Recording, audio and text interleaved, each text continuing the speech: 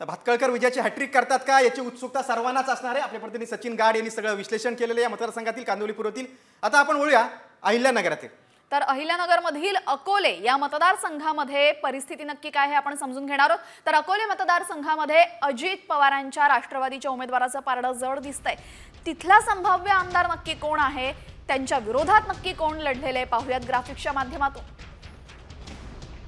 बघा, अकोले मतदारसंघामध्ये अजित पवारांच्या राष्ट्रवादीचं वर्चस्व होतं ते दिसून आलेलं आहे। पुन्हा एकदा किरण लहामटे हे संभाव्य आमदार आहेत। मतदारांनी त्यांच्या नावाला पसंती दिलेली आहे। तर शरद पवारांच्या राष्ट्रवादी काँग्रेसचे अमित भांगरे यांची बरोबर त्यांची लढत होती, मात्र किरण लहामटे यांनी अमित भांगरे यांच्यावर मात करत बाजी पलटवलेली आहे आणि संभाव्य आमदार म्हणून लहामटे यांचं नाव समोर आलेलं आहे। तर दोन्ही राष्ट्रवादींमध्ये आता अजित पवारांच्या राष्ट्रवादीला अकोलेकरांनी निवडल्याचं संभाव्य चित्र आपण बघतोय। मात्र यामागची कारणं काय आहेत जाणून घेऊयात आमचे प्रतिनिधी सचिन बनसोडे यांच्याकडनं।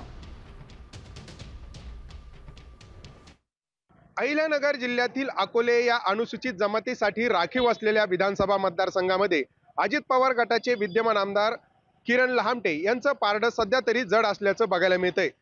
या ठिकाणी शरद पवार गटाकडून अमित भांगरे या नवख्या तरुणाला उमेदवारी देण्यात आली होती।